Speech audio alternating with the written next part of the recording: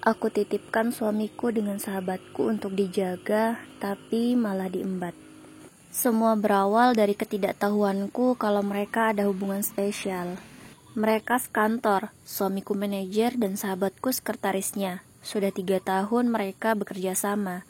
Dan aku bersahabat dengan dia sudah 10 tahun, jauh sebelum kami menikah. Aku menikah baru 4 tahun. Aku sangat kenal dengan sahabatku itu.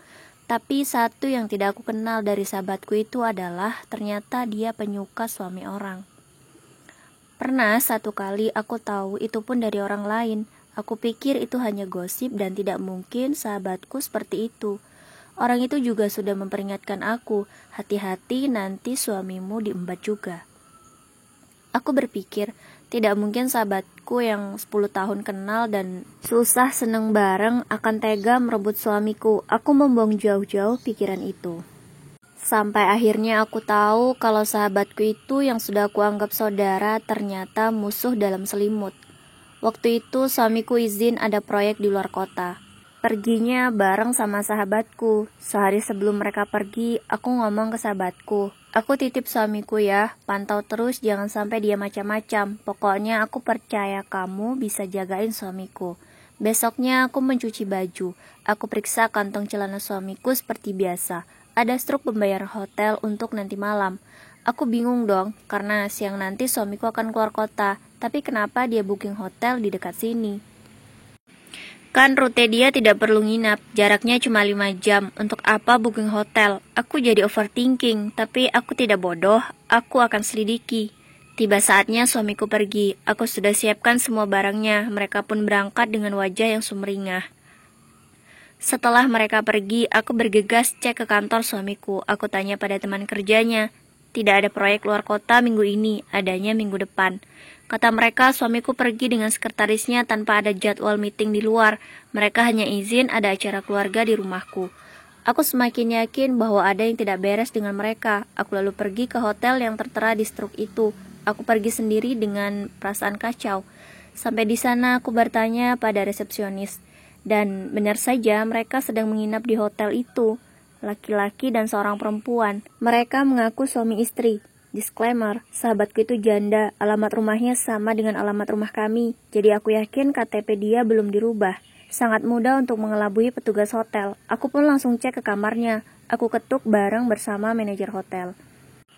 Cukup lama pintu dibuka. Setelah dibuka, benar saja mereka berduaan di sana dengan kasur single bed. Suamiku kaget melihatku. Terus dia ngomong kayak di sinetron, sayang ini gak seperti yang kamu lihat, aku bisa jelasin sambil mohon-mohon. Dengan ekspresi yang aku usahakan tenang, kulipat tangan di dada, aku beri mereka kesempatan untuk menjelaskan. Kata suamiku, dia ada kerjaan, ada meeting di hotel itu, akan bertemu klien. Kata sahabatku, mereka lagi istirahat sebentar. Aku jawab, katanya mau keluar kota, berangkat jam 2 tadi, kenapa jam 5 masih di sini? Kata suamiku tidak jadi keluar kota, diundur minggu depan. Aku sudah muak dengan sejuta alasan yang mereka katakan. Aku langsung tunjukkan video rekaman saat aku bertanya ke rekan kerjanya. Aku tunjukkan juga bukti struk hotel yang dipesan kemarin sore. Apa iya hanya istirahat tapi sudah dipesan sejak kemarin? Setelah mataku kuputar melihat interior hotel itu. Wah, sudah didekor dengan suasana romantis ala-ala honeymoon. Aku segera bertepuk tangan melihat kelakuan mereka. Aku menangis tapi sambil tertawa. Pikiranku sudah sangat kacau dan sedih, bisa-bisanya mereka berkhianat. Aku tanya sudah berapa lama, katanya sudah 3 tahun ini. Itu artinya sejak mereka sekantor. Bodohnya aku tidak curiga selama ini. Pintarnya mereka menyembunyikan perselingkuhan. Saat itu juga aku minta cerai. Satu hal yang suamiku lupa, kalau dia itu kerja di perusahaan abangku. Sangat mudah untuk aku memiskinkan dia. Mereka dipecat secara tidak hormat, dipermalukan di depan karyawan. Kuusir suamiku dari rumah karena rumah itu adalah warisan orang tuaku. Aku hanya bawakan dia bajunya saja, tidak ada harta sepeser pun. Dia protes dan akan ajukan banding tentang harta gono gini. Mungkin suamiku lupa kalau kita punya perjanjian pranikah.